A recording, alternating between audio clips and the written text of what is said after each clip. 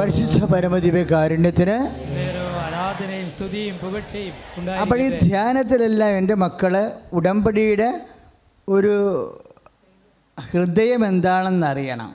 ഉടമ്പടിക്ക് 2 അവയവങ്ങളാണ് ഉള്ളത്. ഇപ്പോൾ മനുഷ്യന് 2 ഫാക്കൽറ്റി ഇല്ലേ, 2 കഴിവ് പ്രാഭവ കേന്ദ്രമുണ്ട് നമ്മുടെ. എന്താണ്? ഒന്ന് നമ്മുടെ വിൽ, മനസ്സ്. രണ്ടാമത്തെ നമ്മുടെ ഇൻ്റലക്റ്റ്, ബുദ്ധി, അല്ലേ? മനുഷ്യന് 2 ഫാക്കൽറ്റി ഉണ്ട്. ഇവിടെ നിന്നാണ് തിയറി ഉണ്ടാകുന്നത്, തലയിൽ നിന്നല്ലേ ആശയങ്ങൾ ഉണ്ടാകുന്നത്, ഹൃദയത്തിൽ നിന്നാണ് പ്രയോഗം ഉണ്ടാകുന്നത്. ഇച്ഛാശക്തി എന്ന് പറയത്തില്ലേ, വിൽ. അത് എവിടെയാണ്? ഇപ്പോൾ ബുദ്ധിപരമായിട്ട് ശരിയാണെങ്കിലും ചില പറയല്ലേ, ഓ എനിക്ക് മനസ്സില്ല, ശരിയാണ് പക്ഷേ എനിക്ക് മനസ്സില്ല എന്ന് പറഞ്ഞാൽ എന്താണ്? ബുദ്ധിപരമായിട്ടും ആശയപരമായിട്ടും തിയററ്റിക്കലായിട്ടും സൈദ്ധാന്തികമായിട്ടും ഇറ്റ്സ് ഓക്കെ, പക്ഷേ എനിക്കതിനുള്ള ഇച്ഛാശക്തി ഇല്ല എന്ന്. ഇപ്പോൾ 2 ഫാക്കൽറ്റി മനുഷ്യന് വേണം ഒരു ആക്ഷൻ സംഭവിക്കണമെങ്കിൽ. ഉടമ്പടിക്കും 2 ഫാക്കൽറ്റി ഉണ്ട്. എന്താണ്? ഒന്ന് അതിൻ്റെ നിബന്ധനകളാണ്. അതാണ് നിബന്ധനകൾ വളരെ കാർക്കസ് കാര്യം. നിബന്ധനകൾ 6 എണ്ണം ഉണ്ട് നമുക്ക്. ആ നിബന്ധനകളെല്ലാം എന്താ? ഒറ്റ വാക്കാണ് നിബന്ധന. അവൻ പറഞ്ഞതുപോലെ ചെയ്യുക. മരിയൻ ഉടമ്പടിയും ബൈബിളിലെ സാധാരണ ഉടമ്പടിയും തമ്മിലുള്ള വ്യത്യാസം, സാധാരണ ഉടമ്പടി നോഹിൻ്റെ കാലം മുതൽ, എബ്രഹാത്തിൻ്റെ കാലം മുതൽ, മോസസിൻ്റെ കാലം മുതൽ ഇങ്ങനെ ദൈവം ജനത്തോട് ബന്ധപ്പെടുന്ന ഒരു പൊതു ഫോർമാറ്റാണ്, ഒരു പൊതു ഫോർമുലയാണ്.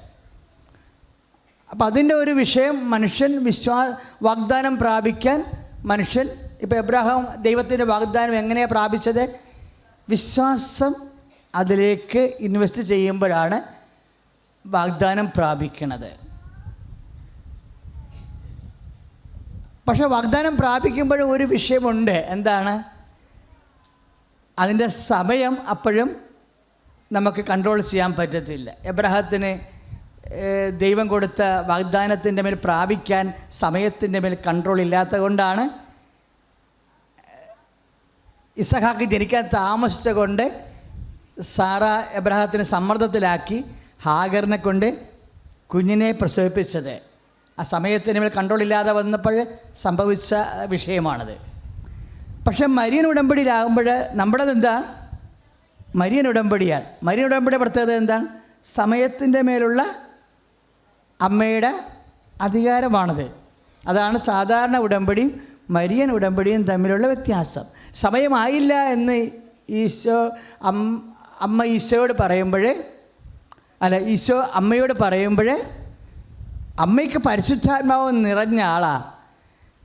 ആദ്യം ലൂക്ക 1:28 hail Mary full of grace, കൃപ നിറഞ്ഞവളെ സ്വസ്തി. എൻ്റെ ദൈവവേദനെ ഒരു വിശ്വാസിയുടെ ജീവിതത്തിലെ ഏറ്റവും വലിയ അനുഗ്രഹം എന്ന് പറയുന്നത് എന്താണ്? കൃപ നിറയുകയാണ്. കൃപ നിറഞ്ഞു കഴിയുമ്പോൾ എന്ത് സംഭവിക്കും? ദൈവത്തിൻ്റെ ജ്ഞാനവും നിറയും. ദൈവത്തിൻ്റെ ജ്ഞാനത്തിൽ അമ്മയ്ക്ക് മനസ്സിലായി സമയമാകാത്തൊരു വിഷയമാണ് ഈശോൻ്റെ ജീവിതത്തിലെ പരസ്യജീവിതം തുടങ്ങേണ്ട കാലം, പിതാവിൻ്റെ മനസ്സിലുള്ള ദൈവരാജ്യത്തിൻ്റെ പ്രഘോഷണം, വീര്യപ്രവർത്തികളുടെ കാലം, അത് പിതാവിൻ്റെ മനസ്സിൽ നിശ്ചയിച്ചിരിക്കുന്ന സമയം ഇനിയും ആയിട്ടില്ല എന്നാണ് ഈശോ പറഞ്ഞത്.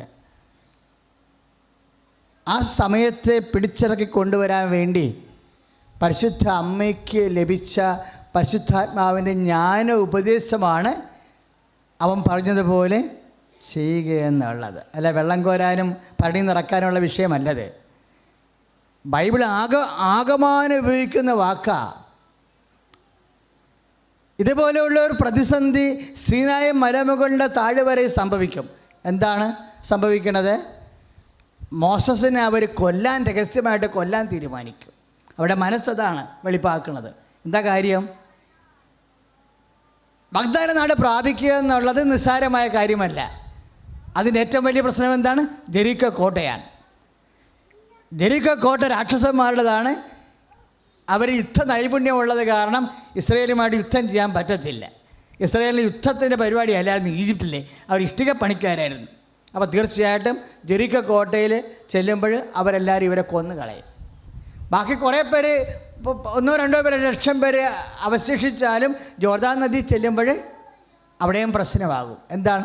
ജോർദാൻ കരകവിഞ്ഞൊഴുകുമ്പോൾ ഈ ആൾക്കാരെ എത്ര വള്ളത്തിനകത്തോട്ട് കിടക്കാൻ പറ്റും? വള്ളമില്ലെങ്കിൽ ഇപ്പോൾ ഇന്നലാ മാർഗം നീന്തി പോകാനേ പറ്റത്തുള്ളൂ. നീന്തി അക്കരത്ത് ചെല്ലുമ്പോൾ കാനാനിയൻസ് ഉണ്ട്, ജബൂസിയരുണ്ട്, ഫിലിസ്തീയരുണ്ട്, വെള്ളത്തിലിട്ട് വെട്ടിക്കൊല്ലും. അതോടുകൂടി യാത്ര തീരും. ഇതൊക്കെ പറഞ്ഞ് ഇതിൻ്റെ തടസ്സമായെന്നൊക്കെ ഉന്നയിച്ച് നോക്കുമ്പോഴേ നമ്മുടെ മുമ്പിലുള്ള പരിപാടി എന്താ? ഇവൻ്റെ പരിപാടിയൊക്കെ തീർക്കുകയാണെങ്കിൽ, മോസസിൻ്റെ പരിപാടിയൊക്കെ തീർക്കുകയാണെങ്കിൽ നമുക്ക് തിരിച്ച് ഈജിപ്തിലോട്ട് പോകാം. അവിടെ അടിമയായി ജീവിച്ചാലും കുഴപ്പമില്ല, ഭക്ഷണം കിട്ടും. അപ്പോൾ ജനങ്ങളുടെ ഇടയിൽ പാളയത്തിൽ പടയായി. അതിൻ്റെ അങ്ങനെയുള്ള ഛിദ്ര ചിന്തകൾ ജനങ്ങളുടെ ഇടയിൽ വന്ന് നിരാശപ്പിടിച്ചിരിക്കുന്ന സമയത്ത് ആണ് മോസസ് ഉടമ്പടി മല അടിവാരത്തിലേക്ക് ഇവരെ കൊണ്ടുവരണം. എന്നിട്ട് യഹോവയുടെ തിരുസന്നിധിയിൽ കണ്ണീരിടും. ജീവിതം വഴിമുട്ടുമ്പോഴാണ് നീ ഉടമ്പടി മലയിൽ വരേണ്ടത്. കൈ അടിച്ച് കർത്താവിനെ ഹല്ലേലൂയ.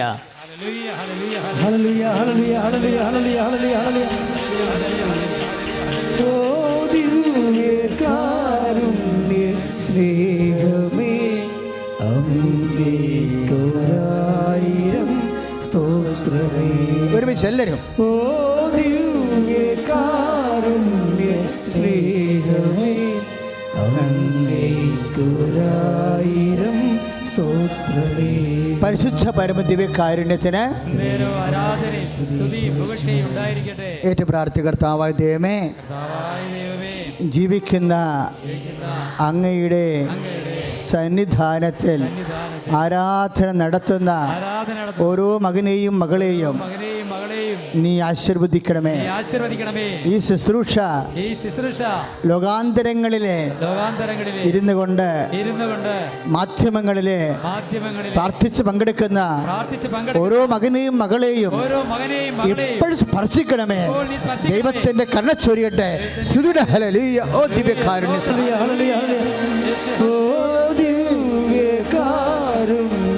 സ്നേഹമേ അങ്ങേക്കൊരായിരം സ്തോത്രമേ. ഒരുമിച്ച് പാടുക. ഓ ദിവ്യകാരുണ്യ സ്നേഹമേ അങ്ങേക്കൊരായിരം സ്തോത്രമേ. പരിശുദ്ധ പരമദിവ്യകാരുണ്യത്തിന്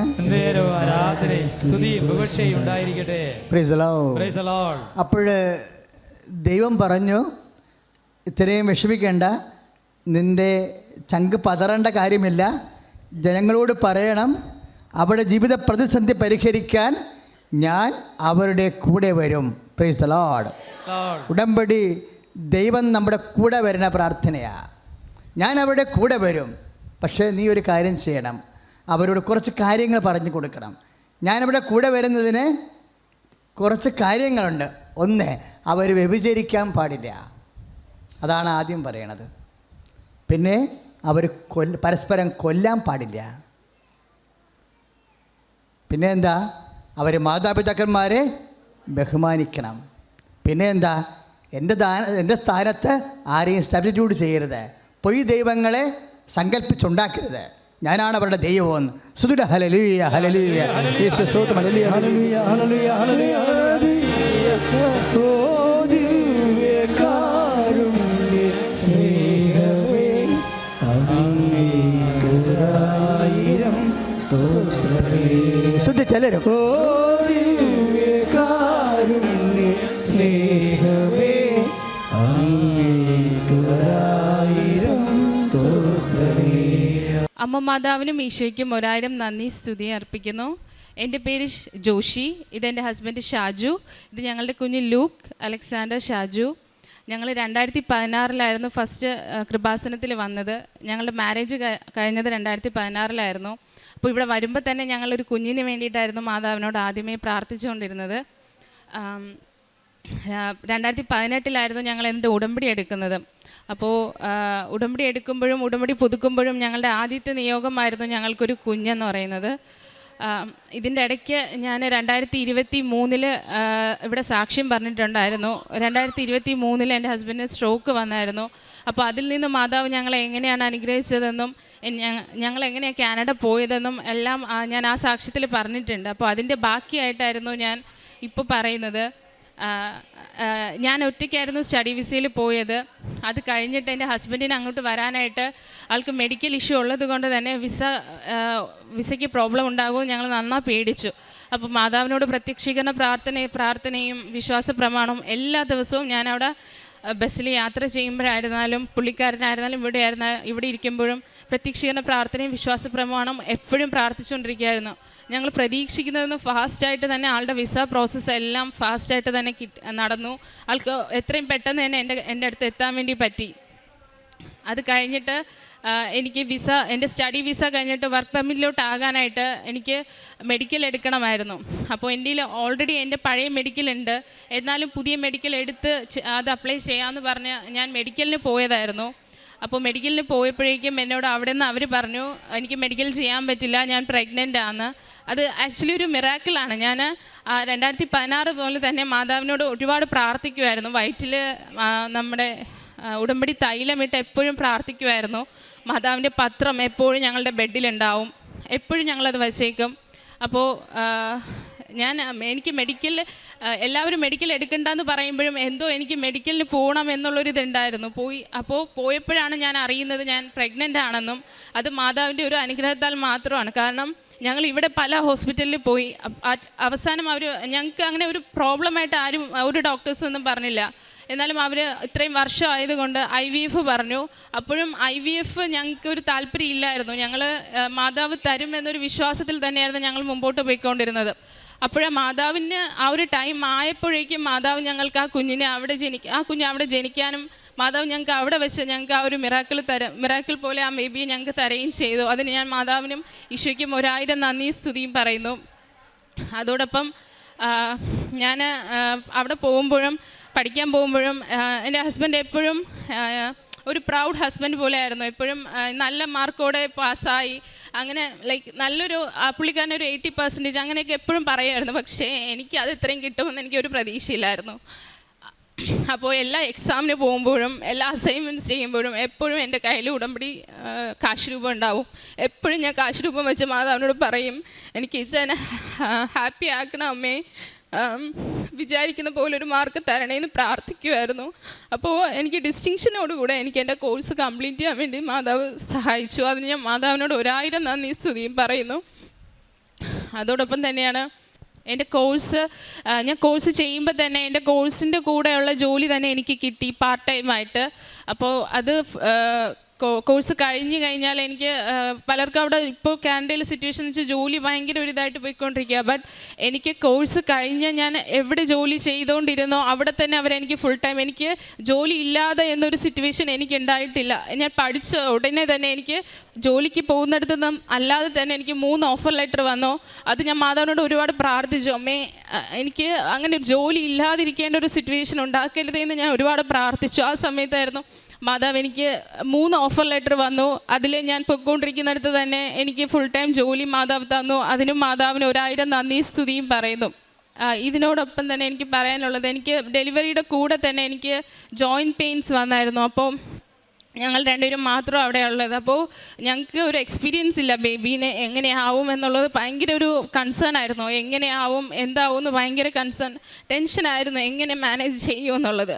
അപ്പോൾ ഞാൻ അപ്പോഴും മാതാവിനോട് പറയുന്നത്, മാതാവ് തന്നെ എനിക്ക് അവിടെ ഒരു കൂട്ടായിരിക്കണേന്ന് പ്രാർത്ഥിക്കുമായിരുന്നു. അങ്ങനെ ഞങ്ങൾക്ക് അങ്ങനെ ഒരുപാട് അങ്ങനെ ആൾക്കാരുണ്ടായിരുന്നില്ല. എന്നാലും എനിക്ക് എപ്പോൾ ഹോസ്പിറ്റലിൽ പോകണമെങ്കിലും ഞാൻ താമസിക്കുന്നിടത്ത് 2 കാറുണ്ട്. ഞാൻ എപ്പോൾ പറഞ്ഞാലും അവർ ഹോസ്പിറ്റലിൽ പോകാനും, ഡെലിവറി ടൈമിലായിരുന്നാൽ പോലും മിഡ് നൈറ്റിലായിരുന്നു, അപ്പോഴും അവിടെ മാതാവ് അവിടെ ആൾക്കാരെ എനിക്ക് റെഡിയാക്കി തരുമായിരുന്നു. അപ്പോൾ തന്നെ ഹോസ്പിറ്റലിൽ പോകാനും, എനിക്ക് എപ്പോഴൊക്കെ പോകേണ്ട ഒരു സിറ്റുവേഷനിലേക്ക് അർജൻറ്റായിട്ട് എമർജൻസി ആയിട്ട് വരുന്നോ അപ്പോഴൊക്കെ എനിക്കൊരു ഊബർ വിളിക്കാനോ അല്ലെങ്കിൽ അങ്ങനെ വെയിറ്റ് ചെയ്തിരിക്കേണ്ട ഒരു സിറ്റുവേഷൻ മാതാവ് തന്നില്ല. എനിക്ക് എപ്പോഴും മാതാവ് എൻ്റെ കൂടെ ഉണ്ടായിരുന്നു. അങ്ങനെ ബേബി വന്നതിന് ശേഷവും ഒരു ദിവസം നൈറ്റ് എനിക്ക് വല്ലാണ്ട് സ്ട്രെസ്സായിട്ട് ഞാൻ ഒരുപാട് കരഞ്ഞ് പ്രാർത്ഥിക്കുമായിരുന്നു. ആ ദിവസം രാത്രി തന്നെ നല്ല ഡീപ്പ് സ്ലീപ്പായിരുന്നു. പെട്ടെന്ന് എനിക്ക് നല്ല മണം വന്നു. ആ മണത്തോടു കൂടെ ഞാൻ മണം വന്നു. ബട്ട് അത് എന്താണെന്ന് ഞാൻ അപ്പോഴും ഒരു കൺഫ്യൂഷൻ ആയിരുന്നു. അത് എന്താ മാതാവിൻ്റെ ആ മണമാണോ എന്നുള്ളത് ഡൗട്ടായിരുന്നു. അപ്പോൾ പിറ്റേന്ന് രാവിലെ ആയപ്പോഴും എനിക്ക് വീണ്ടും ആ മണം വന്നു. അപ്പോൾ ഇച്ചാനോട് ഞാൻ ചോദിച്ചു, ആ മണം ഇച്ചാൻ എടുക്കുന്നോ ചോദിച്ചപ്പോൾ പറഞ്ഞു ഇല്ല, എനിക്ക് ആ മണം എടുക്കുന്നില്ല പറഞ്ഞു. ആ മണം എനിക്ക് ആ 2 ദിവസവും എനിക്ക് ആ മണം എടുക്കുന്നുണ്ടായിരുന്നു. അത് ഞാൻ വിശ്വസിക്കുന്നത് മാതാവ് തന്നെ എനിക്ക് അവിടെ വന്ന് എനിക്കൊരു ആശ്വാസം തരുന്നതായിരുന്നു എന്ന് ഞാൻ വിശ്വസിക്കുന്നു. ഇത്രയും അനുഗ്രഹങ്ങൾ തന്ന മാതാവിന് 1000 നന്ദി സ്തുതി അർപ്പിക്കുന്നു. കാരുണ്യ പ്രവർത്തനമായിട്ട് ഞങ്ങൾ അവിടെ ഞങ്ങൾക്കൊരു കൃപാസനത്തിൻ്റെ ഒരു ഗ്രൂപ്പുണ്ട്, വാട്സപ്പ് ഗ്രൂപ്പ്. അപ്പോൾ ഞങ്ങളെല്ലാവരും ചേർന്ന് തന്നെ ഞങ്ങൾ മാസം ഇത്ര എമൗണ്ട് എന്ന് പറഞ്ഞ് കളക്ട് ചെയ്ത് ഞങ്ങൾ നാട്ടിൽ തന്നെ പാവപ്പെട്ടവർക്ക് അങ്ങനെ ഒരു പാവപ്പെട്ടവരായിട്ടുള്ള ഒരു കുറച്ച് പേരെ കണ്ടെത്തി നമ്മളത് ആ എമൗണ്ട് എല്ലാവർക്കും ഭാഗിച്ച് കൊടുക്കുന്നുണ്ട്. പിന്നെ അവിടെ തന്നെ ഈ ഹോംലെസ് ആയിട്ടുള്ള ആൾക്കാരുണ്ട്. അപ്പം നമുക്ക് ആ സമയത്ത് നമുക്ക് എന്താ പറ്റുന്ന രീതിയിൽ ഞങ്ങൾ അവരെ സഹായിക്കുന്നുണ്ട്. ഫുഡായിരുന്നാലും പൈസ ആയിരുന്നാലും നമുക്ക് ആ ടൈമിൽ എന്താ ഉണ്ടാവുക ആ രീതിയിൽ നമ്മൾ അവരെ ഹെൽപ്പ് ചെയ്യുന്നുണ്ടായിരുന്നു. ഇവിടുന്ന് ആയിരുന്നാലും ഞങ്ങൾ നാട്ടിൽ നിന്ന് പോകുന്നതിന് മുന്നേയും ഹോസ്പിറ്റലുകളിൽ ഞങ്ങൾ ഊണ് വാങ്ങിച്ച് അവിടെ രോഗികൾ കൊണ്ട് കൊടുത്തിട്ടായിരുന്നു പോയത്. പ്രേക്ഷിത പ്രവർത്തനമായിട്ട് നമ്മുടെ കൃപാസനം പത്രം ഞാൻ ഇവിടെ നിന്ന് പോകുമ്പോഴായിരുന്നാലും എൻ്റെ ഒരു ഫ്രണ്ട് നാട്ടിൽ നിന്ന് വന്നപ്പോഴായിരുന്നാലും പത്രം കൊണ്ടുവരുന്നായിരുന്നു. ഞങ്ങളത് കാനഡയിൽ അവിടെ മലയാളീസിന് അത് നമ്മൾ കൊടുക്കുന്നുണ്ടായിരുന്നു. പിന്നെ ഇവിടെ വന്നിട്ടായിരുന്നാലും ആൾക്കാർ ഡൊണേഷൻ ചോദിക്കുമ്പോഴായിരുന്നാലും നമ്മുടെ കയ്യിൽ അന്നേരം എന്താ ഉണ്ടാവുക അത് ഞങ്ങൾ കൊടുത്ത് അവരെ സഹായിക്കുന്നുണ്ട്. ഇത്രയും അനുഗ്രഹങ്ങൾ തന്ന മാതാവിന് 1000 നന്ദി സ്തുതിയും പറയുന്നു. ഉടമ്പടി എടുത്തതിന് ശേഷം ഞങ്ങളുടെ ജീവിതത്തിൽ ഞങ്ങൾക്ക് ഒരുപാട് മാറ്റങ്ങൾ വന്നിട്ടുണ്ട്. പ്രാർത്ഥിക്കുന്നതിനായിരുന്നാലും നേരത്തേക്ക് എന്ന് പറഞ്ഞാൽ ഞങ്ങൾ ഒരുമിച്ചിരുന്ന് ഒരാളിരുന്ന് പ്രാർത്ഥിക്കും, ഒരാൾ ലൈക്ക് ഒരു ഇൻട്രസ്റ്റിൽ. ഇപ്പോൾ 2 പേർക്കായിരുന്നാലും പ്രാർത്ഥിക്കുന്നതിനായിരുന്നാലും പ്രത്യേകിച്ച് ഹസ്ബൻഡ് ഞങ്ങൾക്ക് അവിടെ മാസത്തിന് ഡെയിലി പോകാൻ പറ്റില്ല. ബട്ട് സ്റ്റിൽ ഇന്നലെ വരയ്ക്കും ഞങ്ങൾ പുള്ളിക്കാരനായിരുന്നാലും ഓൺലൈനിൽ മാസ് കാണുമായിരുന്നു. ലൈക്ക് എല്ലാ ദിവസവും മാസ് കാണുന്നുണ്ട് ഓൺലൈനിൽ. ഡെയിലി നമുക്ക് പോകാൻ പറ്റാത്തതിൻ്റെ പ്രശ്നത്തിൽ തന്നെ നമ്മൾ ഡെയിലി ഓൺലൈനിൽ മാസ് കാണുന്നുണ്ട്. മാതാവിനോട് ഈശോയോടും കൂടുതൽ അടുക്കാനും സാധിച്ചിട്ടുണ്ട്. ഈശോയ്ക്കും അമ്മ മാതാവിനും കോടാനുകോടി നന്ദി. എൻ്റെ പേര് ക്രിസ്റ്റി റോസ്. ഞാൻ വരുന്നത് തിരുവനന്തപുരം കൊച്ചുപള്ളിയിൽ നിന്നാണ്. ഞാൻ ആദ്യമായി കൃപാസനത്തിലേക്ക് വരുന്നത് 2022 ഫെബ്രുവരിയിലായിരുന്നു. അന്ന് ഞാനും എൻ്റെ അമ്മയും ഈ ആലയത്തിലേക്ക് വരുമ്പോൾ എൻ്റെ സഹോദരിക്ക് ഒരു മംഗല്യഭാഗ്യം കിട്ടണമേ എന്ന് ഞാൻ മാതാവിനോട് ഒരുപാട് പ്രാർത്ഥിച്ചിരുന്നു. കാരണം എൻ്റെ അമ്മയ്ക്ക് 4 പെൺകുട്ടികളായിരുന്നു. അതിൽ 3 പേരുടെ വിവാഹം അമ്മ നടത്തി. അതിൽ ഒരാളുടെ വിവാഹം ഒരുപാട് തടസ്സങ്ങളിലൂടെ കടന്നു പോയപ്പോൾ ഉടമ്പടിയിലൂടെ പരിശുദ്ധ അമ്മ ഞങ്ങൾക്കതിനെ പരിഹരിച്ച് സാമ്പത്തികമായിട്ടും ഞങ്ങളെ മുൻപോട്ട് കൊണ്ടുവന്ന് ഞങ്ങൾക്ക് എൻ്റെ സഹോദരിക്ക് നല്ലൊരു വിവാഹ ജീവിതം നൽകി അമ്മ അനുഗ്രഹിച്ചു.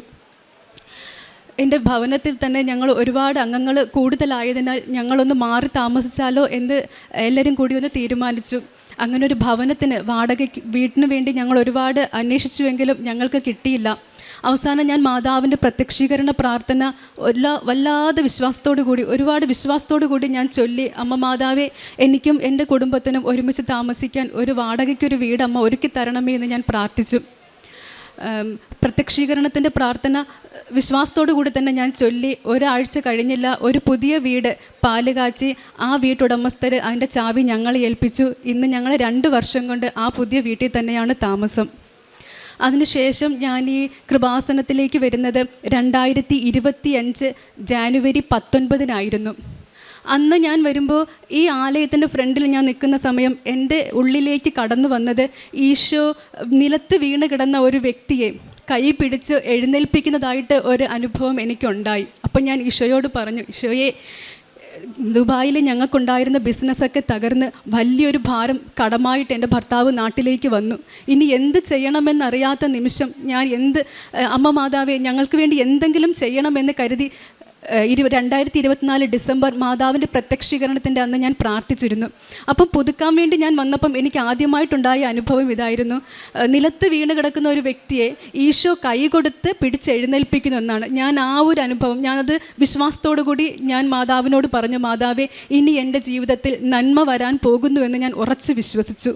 ഉടമ്പടി പുതുക്കി 3 ദിവസമായപ്പം തന്നെ ഞങ്ങൾ പലയിടത്തും വിസയ്ക്ക് വേണ്ടി അപ്ലൈ ചെയ്തിരുന്നുവെങ്കിലും ഞങ്ങൾക്ക് പൈസയൊക്കെ പോയതല്ലാതെ ഞങ്ങൾക്ക് 9 വർഷമായി ഞങ്ങൾ വിദേശത്ത് പോകാൻ വേണ്ടി ട്രൈ ചെയ്തു. പൈസയൊക്കെ ഒരുപാട് നഷ്ടമായതല്ലാതെ ഞങ്ങൾക്ക് ഇതുവരെയും വിസ ഒന്നും ശരിയായി കിട്ടിയിട്ടില്ല.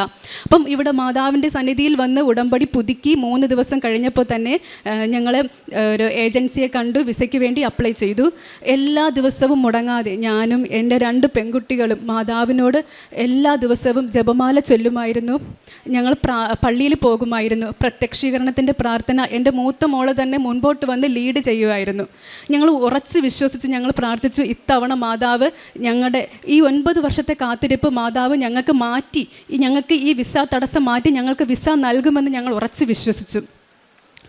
ഏജൻസി ഫെബ്രുവരി 15-ാം തീയതി ഏജൻസി വിളിച്ചു പറഞ്ഞു, നിങ്ങൾക്ക് പേപ്പർ വർക്കൊക്കെ ഓക്കെ ആയി, VFSൽ പോകേണ്ടത് ഫെബ്രുവരി 22-ാം തീയതി ആണെന്ന് പറഞ്ഞു. അപ്പോൾ ഞാൻ മാതാവിൻ്റെ അടുത്ത് വന്ന് വീണ്ടും മാതാവിൻ്റെ മുന്നിൽ വന്ന് മെഴുകുതിരി കത്തിച്ചിട്ട് മാതാവിനോട് പറഞ്ഞു, മാതാവേ, ഏജൻസി വിളിച്ച് ഇങ്ങനെയാണ് പറഞ്ഞിരിക്കുന്നത്, അമ്മയുടെ ഈ തിരുഹിതം എൻ്റെ ജീവിതത്തിൽ നിറവേറണം. കാരണം എൻ്റെ കാത്തിരിപ്പിന് അമ്മ എനിക്കൊരു സമാപനം കുറിച്ച് തന്നേ പറ്റത്തുള്ളൂ. കാരണം ഈ കടബാധ്യത തീരണമെങ്കിൽ ഞങ്ങൾക്ക് വിദേശത്ത് പോയേ പറ്റത്തുള്ളൂ. ഞാൻ മാതാവിനോട് പറഞ്ഞു, മാതാവേ, വിസ അടിച്ച പാസ്പോർട്ട് എനിക്കും എൻ്റെ ജീവിത പങ്കാളിക്കും കയ്യിൽ കിട്ടുന്നത് വരെ ഞാൻ മത്സ്യമാംസങ്ങൾ കഴിക്കത്തില്ല, ഉപവാസത്തിൽ തന്നെ ഞാൻ ജീവിക്കും. അമ്മ തിരുകുമാരനും ഞങ്ങൾക്കൊപ്പം ഉണ്ടായിരിക്കണമെന്ന് ഞാൻ പ്രാർത്ഥിച്ചു. 21-ാം തീയതി കൊച്ചിയിലേക്ക് പുറപ്പെടുന്നതിന് മുമ്പ് മാതാവിൻ്റെ മുൻപിൽ 3 തിരികൾ ഞാൻ കത്തിച്ചു. പ്രത്യക്ഷീകരണ പ്രാർത്ഥന ചൊല്ലി ബൈബിൾ ഞാൻ നെഞ്ചോട് ചേർത്ത് വെച്ച് പൊട്ടിക്കരഞ്ഞു. ഞാൻ മാതാവിനോടും ഈശോയോടും പറഞ്ഞു, എൻ്റെ ജീവിതത്തിൽ ഒരു സാക്ഷ്യം എനിക്ക് കൃപാസനത്തിൽ വന്ന് പറയണം, അതിന് അമ്മ എന്നെ അനുഗ്രഹിച്ചേ പറ്റൂ എന്ന് ഞാൻ മാതാവിനോട് തീർത്ത് പറഞ്ഞു. ഞാൻ ബൈബിൾ തുറന്നു. സങ്കീർത്തനം 116, കൃതജ്ഞത. ഞാൻ ദൈവത്തെ സ്നേഹിച്ചു, അവിടുന്ന് എൻ്റെ പ്രാർത്ഥന ശ്രവിച്ചു. ആ വചനം എന്നെ വല്ലാതെ എന്നെ ഒരുപാട് ആഴത്തിലേക്ക്, ഒരു വിശ്വാസത്തിലേക്ക് എന്നെ കൊണ്ടുപോയി.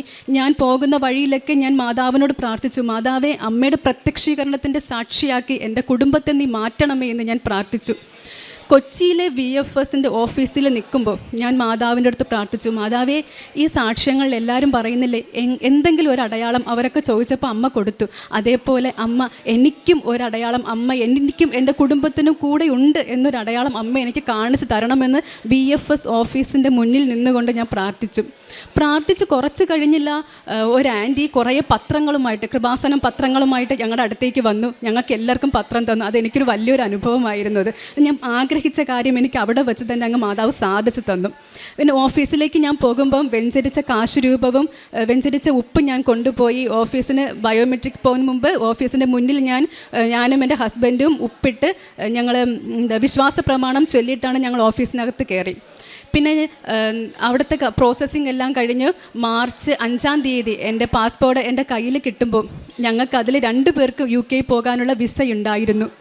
ഈ മാസം 5-ാം തീയതി ശനിയാഴ്ച ഞങ്ങൾക്ക് വിസ സ്റ്റാർട്ട് ചെയ്യുന്നു. 9 വർഷത്തെ എൻ്റെ കാത്തിരിപ്പ്, ഞങ്ങളുടെ കണ്ണുനീരിന് അമ്മ ഞങ്ങൾക്ക് ഫലം നൽകി. എന്നെയും എൻ്റെ കുടുംബത്തെയും അമ്മ മാതാവ് അനുഗ്രഹിച്ചതിന് ഞാൻ നന്ദി പറയുന്നു. അതുകൂടാതെ ഉടമ്പടിയിലൂടെ എനിക്ക് ലഭിച്ച പത്രങ്ങൾ, എൻ്റെ പ്രേക്ഷിത വേലയിൽ ഏറ്റവും കൂടുതൽ ഞാൻ ചെയ്തത് ഞാൻ പത്രങ്ങൾ എല്ലാവർക്കും എത്തിക്കുക എന്നുള്ളതായിരുന്നു. ആദ്യം ഞാൻ ഉടമ്പടി എടുത്തപ്പോൾ എനിക്ക് പത്രം കൊടുക്കുന്നത് അല്പം ബുദ്ധിമുട്ടായിട്ട് അനുഭവപ്പെട്ടു. കാരണം ആൾക്കാർ എന്ത് ചിന്തിക്കും, ചിലർ മേടിക്കും, ചിലർ മേടിക്കത്തില്ല, അങ്ങനെ. പക്ഷെ കൊടുത്തു തുടങ്ങിയപ്പോൾ ഞാൻ കൊച്ചുപടിയിൽ നിന്ന് നടന്ന് ഞാൻ കാഞ്ഞിരംകുളം വരെ കാൽപ്പാതിൽ തന്നെ ഞാൻ നടന്നു പോയി. ഞാൻ എല്ലാവർക്കും കൃപാസനം പത്രം കൊടുക്കും. ഞാൻ കൊടുക്കുമ്പോൾ എല്ലാവരോടും ഞാൻ ചോദിച്ചായിരുന്നു, മാതാവിൻ്റെ പത്രം കിട്ടിയായിരുന്നോ, ഈ മാസം നിങ്ങൾ മേടിച്ചോ, വായിച്ചോ എന്നൊക്കെ അന്വേഷിച്ചതിന് ശേഷമായിരുന്നു ഞാൻ കൊടുത്തിരുന്നത്. അതുകൂടാതെ എൻ്റെ ഹസ്ബൻഡിൻ്റെ അമ്മയും സുഹൃത്തുക്കളും കൂടി ചേർന്ന് RCCയിലും മെഡിക്കൽ കോളേജിലൊക്കെ ഭക്ഷണം കൊടുക്കുമായിരുന്നു. അപ്പോൾ അമ്മ എന്നോട് എപ്പോഴും പറയും, നിനക്കില്ലെങ്കിലും നിൻ്റെ ഇല്ലായ്മയിൽ നിന്നും എന്തെങ്കിലും ഒരു വിഹിതം നീ മാതാവിന് വേണ്ടി കരുതി ഈ ഭക്ഷണത്തിൽ നീ ചെയ്യണമെന്ന് പറഞ്ഞു. അപ്പോൾ ഞാനും എന്നാൽ കഴിയുന്ന രീതിയിൽ ഒരു തുക ആ ഭക്ഷണം ഉണ്ടാക്കാൻ വേണ്ടി ഞാനും ഇട്ട് ഞങ്ങൾ ഒരുമിച്ച് ജോലി ചെയ്ത് ഞങ്ങൾ RCCയിലും മെഡിക്കൽ കോളേജിലും SAT ഹോസ്പിറ്റലിലൊക്കെ ഞങ്ങൾ ഭക്ഷണം കൊണ്ട് കൊടുക്കുമായിരുന്നു. പിന്നെ ഒരിക്കലും ഞങ്ങളൊരു വൃദ്ധസദനം പോയി സന്ദർശിച്ചു. അപ്പൂപ്പന്മാരുടേതായിരുന്നു.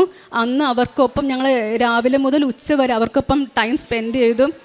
അവരുടെ ഭക്ഷണമൊക്കെ കഴിച്ചതിന് ശേഷം അവർക്ക് കഴുകി കൊടുത്തു. അവർ പാത്രങ്ങളൊക്കെ കഴുകി ആ ഫ്ലോറൊക്കെ തുടച്ച് വൃത്തിയാക്കി അങ്ങനെയൊക്കെ ഞങ്ങൾ ചെയ്യുകയുണ്ടായി.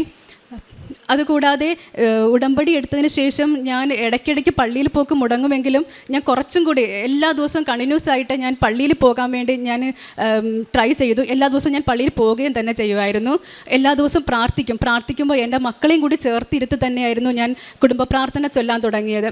ഈ മാറ്റമൊക്കെ എനിക്ക് ഉടമ്പടി എടുത്തതിന് ശേഷം ഉണ്ടായതാണ്. എനിക്കും എൻ്റെ കുടുംബത്തിനും അമ്മയും ഈശോയും ചൊരിഞ്ഞ എല്ലാ അനുഗ്രഹങ്ങൾക്കും ഞങ്ങൾ നന്ദി പറയുന്നു.